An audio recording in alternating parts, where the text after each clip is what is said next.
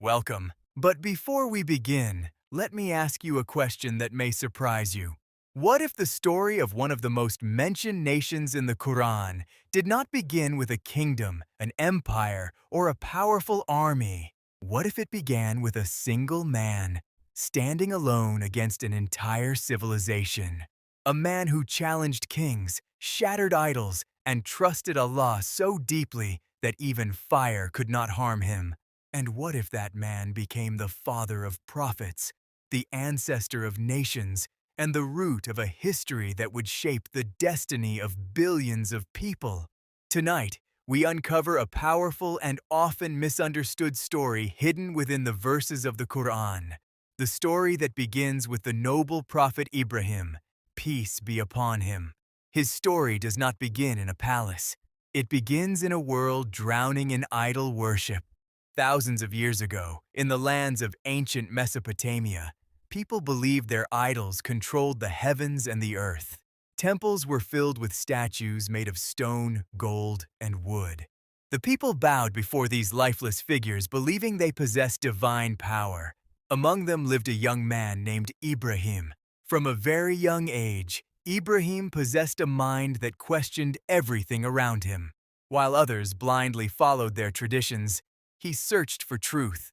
He looked at the statues people worshipped and wondered how objects carved by human hands could possibly be gods. One night, Ibrahim looked up at the sky and saw a bright star. For a moment, he reflected, could this be the Lord? But when the star disappeared, he said he could not accept something that vanishes. Later, he observed the moon rising brightly across the night sky. Its beauty filled the darkness, and again he questioned whether this could be the Creator. But when the moon also disappeared, he realized it too could not be the true Lord. Then the sun rose, shining brighter than everything else in the sky. Yet when it also set beyond the horizon, Ibrahim reached a powerful conclusion. The true Creator must be the one who created all of these things, the one who controls the stars, the moon, and the sun, the one who never disappears, the one who never fades. And with this realization, Ibrahim declared his faith in the one true God, Allah. But truth often brings opposition. Ibrahim's people did not welcome his message. Their entire society was built around idol worship. Merchants earned wealth from idol temples. Leaders gained authority through religious traditions. And so when Ibrahim began calling people to worship Allah alone, many of them reacted with anger. Among the most powerful figures opposing him was the arrogant ruler known in Islamic tradition as Nimrod. This king believed he possessed godlike power over life and death.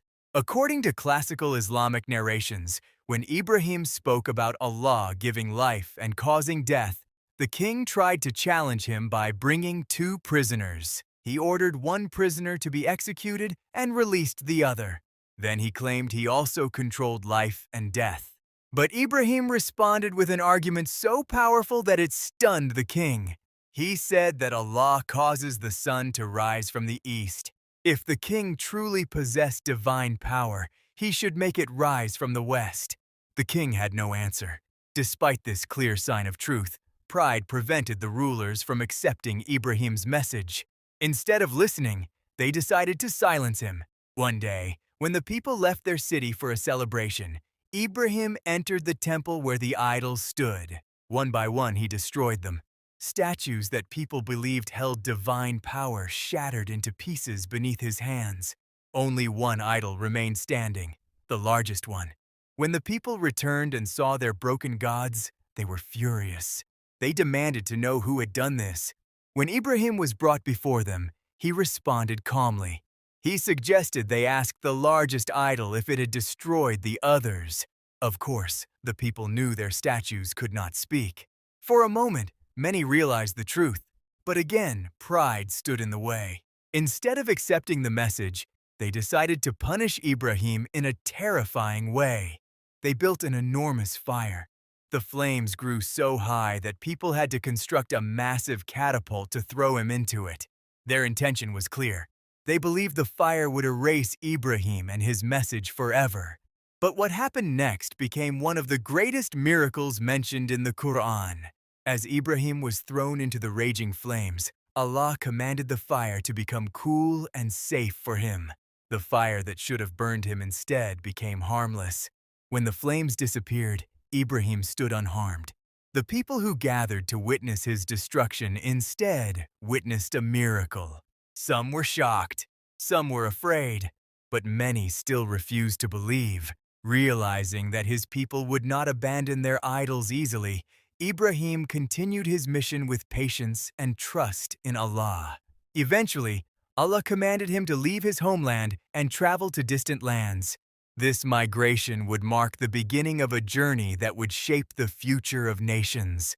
Years later, Allah blessed Ibrahim with a son, the noble Prophet Ismail, peace be upon him. This child would grow to play a central role in the unfolding story of Ibrahim's lineage. At Allah's command, Ibrahim traveled with Hajar and the infant Ismail to a barren valley surrounded by mountains. This valley had no rivers, no farms, and almost no life. Today, this place is known as the sacred city of Mecca. Leaving his family there with limited provisions seemed like an impossible task. But Ibrahim trusted Allah completely. Soon the water ran out. Under the scorching desert sun, Hajar ran between two hills searching desperately for water for her child. 7 times she ran between these hills. Today these hills are known as Safa and Marwa. Then Allah performed another miracle. Water began flowing from the ground near baby Ismail.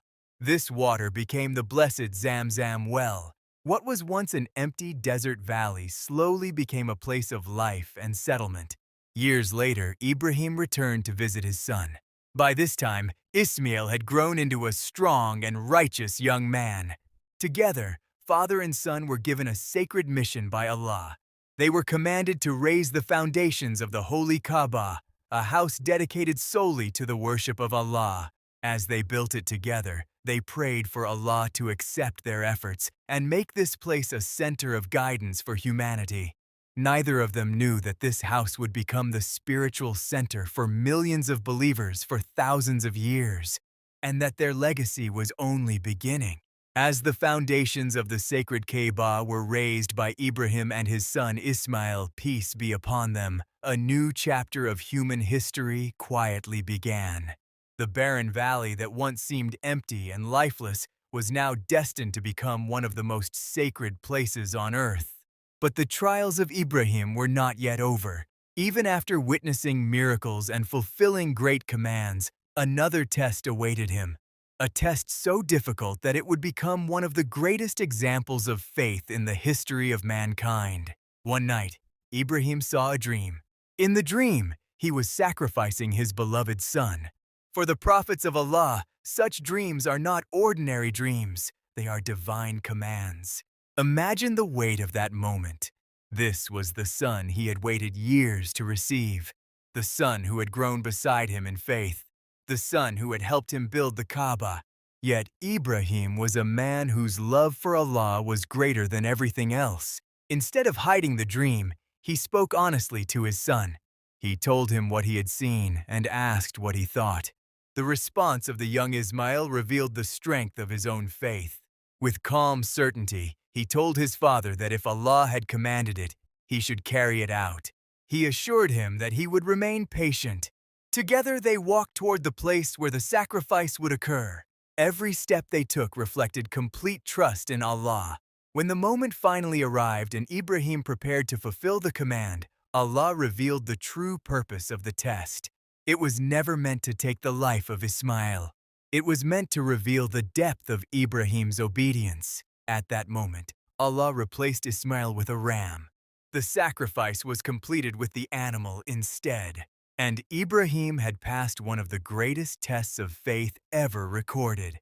This powerful event became the foundation of the annual Islamic celebration known as Eid al-Adha.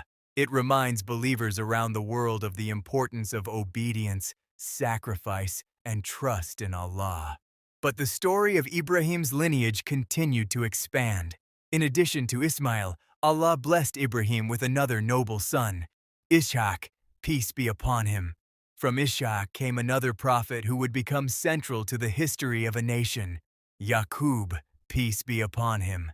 Yaqub became known by the name Israel, and from his 12 sons emerged the tribes that later became known as Bani Israel. These 12 sons would form the foundation of a nation that would experience both great blessings and great trials. Among them was the noble prophet Yusuf. His story is one of patience, betrayal, and eventual honor. As a young boy, Yusuf was envied by his brothers because of the love their father showed him.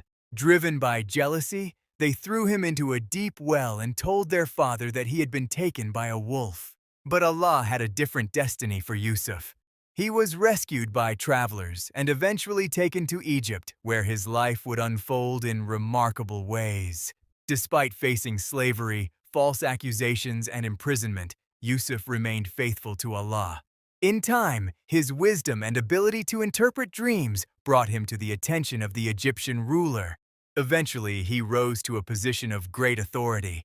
Years later, during a time of famine, the very brothers who had betrayed him came seeking food. They did not recognize him, but Yusuf recognized them. Instead of taking revenge, he chose forgiveness. This moment became one of the most powerful examples of mercy in prophetic history. Generations later, the descendants of Yaqub would face a new trial in Egypt. A powerful ruler enslaved them and forced them into harsh labor. This tyrant is remembered in the Qur'an as Pharaoh.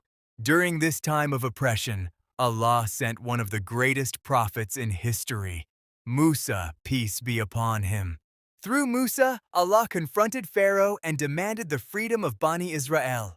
When Pharaoh refused, a series of powerful signs and miracles appeared. Eventually, Musa led his people out of Egypt in a historic migration. When Pharaoh pursued them with his army, Allah parted the sea to create a path for Musa and his followers. Once they crossed safely, the sea returned and Pharaoh's army was destroyed. This moment became one of the most dramatic displays of divine power in human history. Yet the journey of Bani Israel did not end there. Across centuries, Allah continued sending prophets to guide them. Among them were the noble kings and prophets Dawood and his son Sulaiman. They ruled with justice and wisdom. Later came prophets like Zechariah and his son Yahya.